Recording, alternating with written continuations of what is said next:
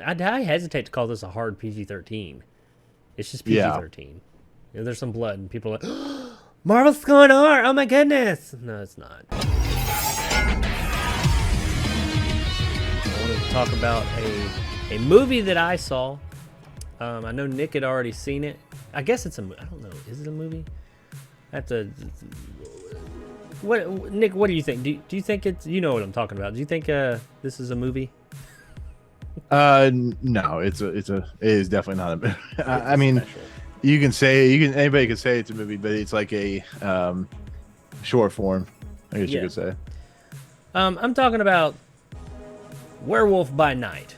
Sorry, I misplaced my button, but there it is. Werewolf by Night, the new Disney Plus MCU ish. It is, I guess, technically part of the MCU. Oh yeah. Marvel. We'll say Marvel. It's a Marvel horror, kind of horror special. It's not a movie because it's only about 50 minutes long, and a portion of that is credits. But it is an experience, a show, a thing you can watch. Came out yesterday. I watched it this morning. I thought. We're not going to spoil anything here, by the way. There's not really a lot to spoil. There's one thing, but beyond that, I'm not going to spoil anything. I just kind of want to give like some quick thoughts of what we thought. You haven't? Have you reviewed this? No, I'm not. I didn't plan on reviewing it. Okay. Yeah, this isn't going to be. I don't want to go like into great detail. I'm not going to sit here and tell you guys the story. I mean, basically, what it is you have the setup is you have this group of hunters that hunt monsters, and I guess they're like this guild or something like that, and the main guy who runs the whole deal, he's passed away, and he has something called a bloodstone, and none of this is spoilery. He has something called a bloodstone, which I guess makes him the big dick in charge, and we're never really told exactly what this thing does, but you need that to be in charge.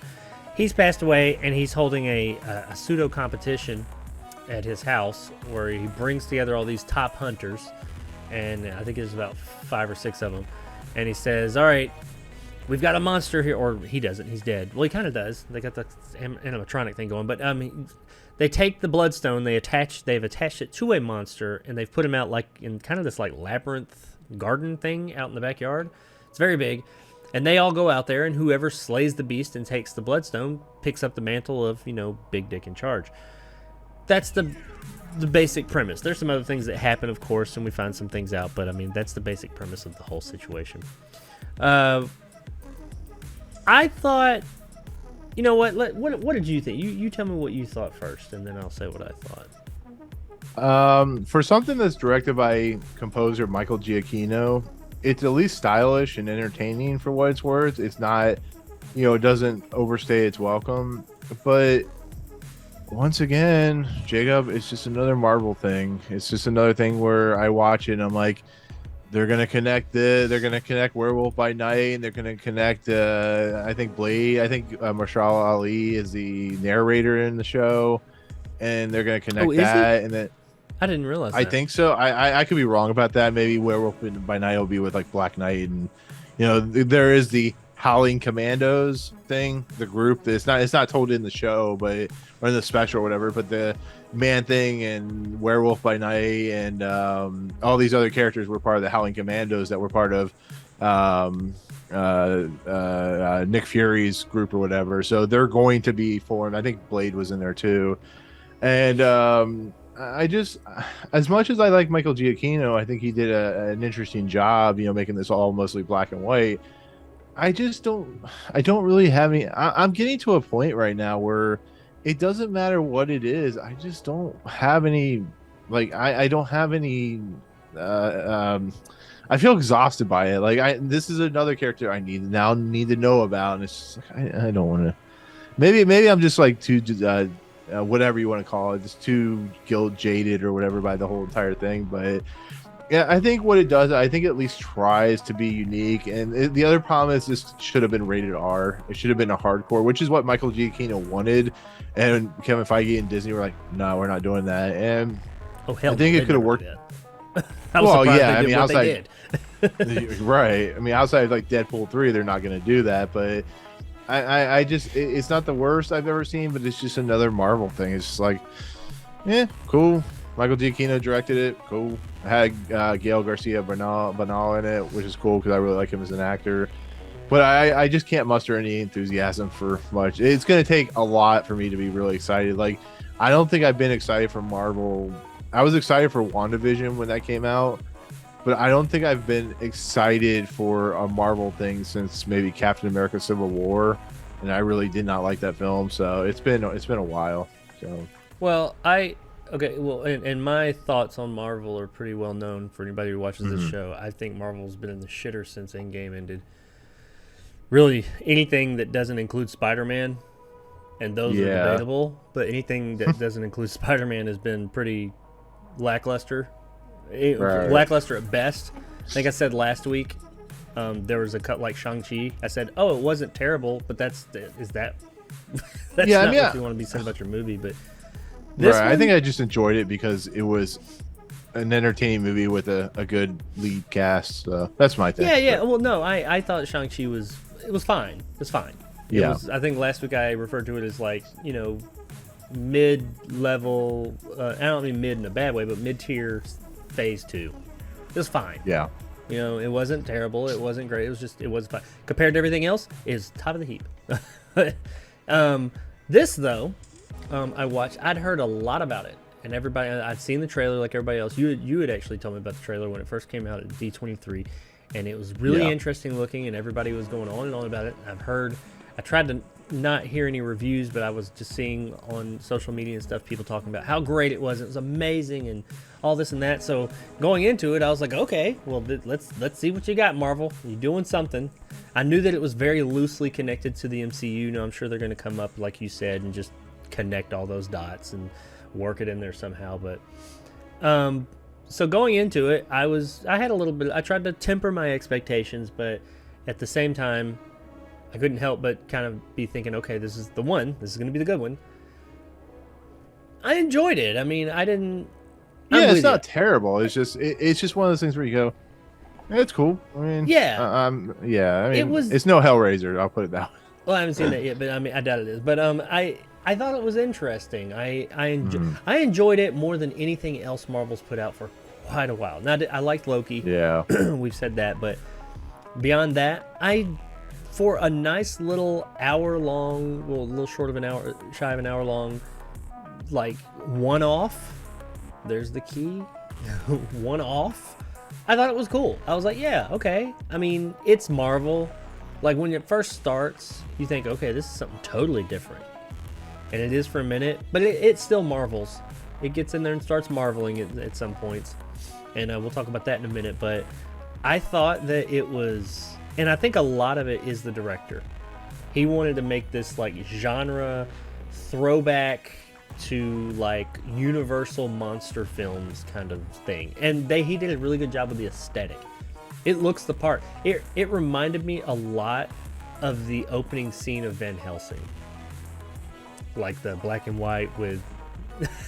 I mean, regardless of what you think of Van Helsing, the part where it's black and white and it had, like, the monster and all that, and...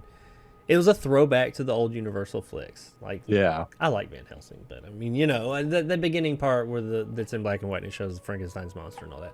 It reminded me a lot of that, and I like that aesthetic. It was a cool throwback.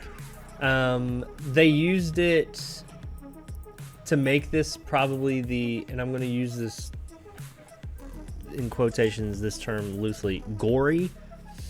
Marvel thing we've had so far, MCU thing we've had so far, and it's still not. I heard some people saying, "Oh, it's so gory, it's so graphic." No, it's not. I mean, it's got a couple of. It has. I will say it's more than anything else the MCU has done so far, but it's in black and white, and I think they get away with a lot being in black and white because you don't see the red stuff, you see the black stuff. Yeah, and it's even with that though, it's not as. I mean, you get a throat cut, you get somebody shot in the throat with an arrow, and a couple of, like, slashes and stuff later on. But nothing like... I mean, there's, like, an arm that's cut off with no blood and things like that. And a couple of blood splatters, but like I said, they're black and they're quick. It's nowhere near as violent as I was thinking it was. I doubt it's anything like Hellraiser or anything. So don't go into it thinking you're getting like, oh, this is it. This is their R rate. It's not that. No, it's not. The story itself was... I think this is less about story and this is more about style. This is style over substance. And I'm okay with that to some degree. I mean, with something, a little short thing like this, I'm cool with it being just kind of like all oozed in style. Because it has a really cool style. I'm going to say I probably line up with you a bit more on like overall. Like everybody else is like praising it to high heaven. I don't think it's as amazing and original and awesome as everybody else is saying. But in comparison to everything else we've gotten in the MCU, I thought it was at least somewhat original. It was original for the MCU, if we're going to call it part of the MCU. It was original for Disney and Marvel, that's for sure. My biggest fear, it's more the implications of this is what scares me. Because now I know since it's been doing favorably and people are talking about it positively, it's going to they're going to have to start trying to work all this shit into other MCU projects. And then since they see that this was popular, oh, you like that? Then Disney's going to be like, we need 100 more. And in the next 3 months, we're going to get 100 more of these things or something like that. It's just, they're going to oversaturate with this stuff. And it's not going to be like all these creative directors like this guy was, who, like you said, is actually a composer. Who he came into this thing wanted to do something different. And that's what he did. Yeah, I think it's worth watching, especially if you're. I hesitate to say if you're a Marvel fan. I feel like a lot of Marvel fans, stans, if you will, they're gonna say they like it just because it's Marvel, but it is different-ish than other Marvel things. I will say that when it gets into some of the action, that's when the Marvel really comes through, especially in the end. That's when the Marvel really comes through. The humor, it doesn't have as much of that Marvel humor. There's a touch of it, but I was okay with that.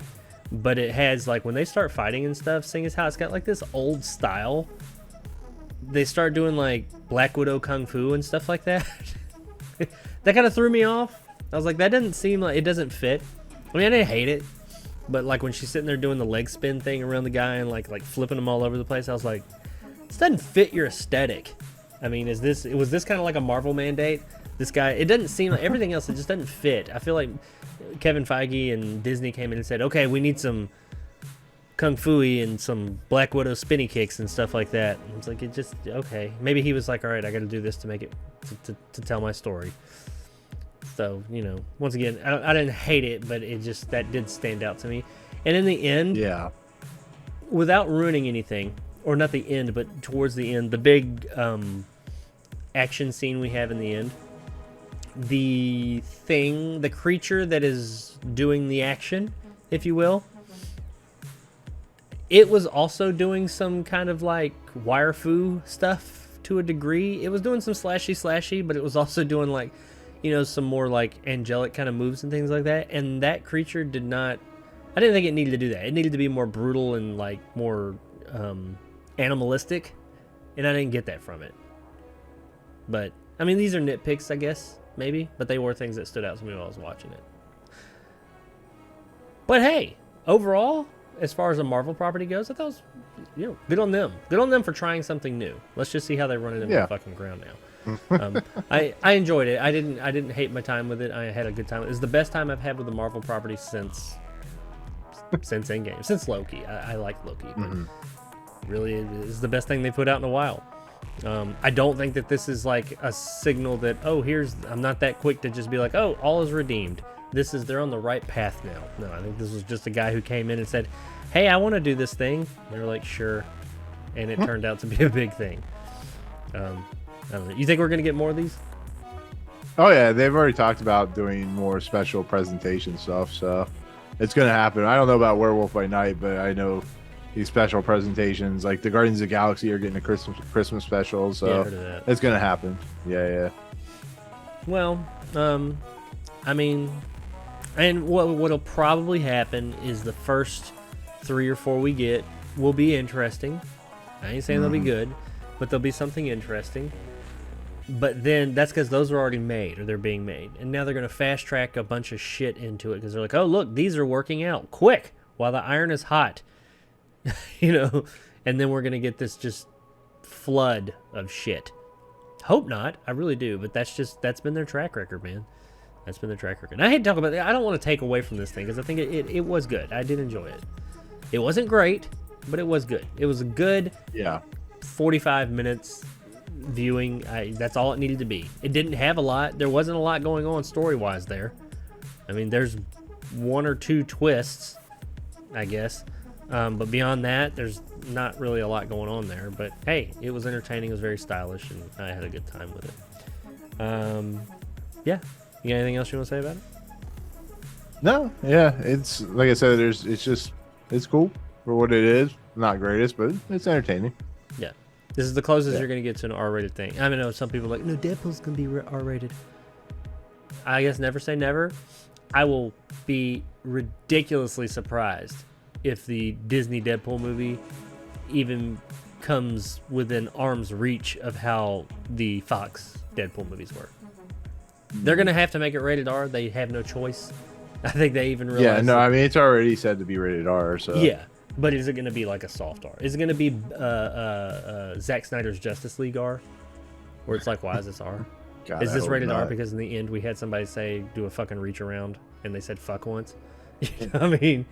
I highly doubt it's going to be as raunchy and graphic as the Deadpool 1 and 2 were.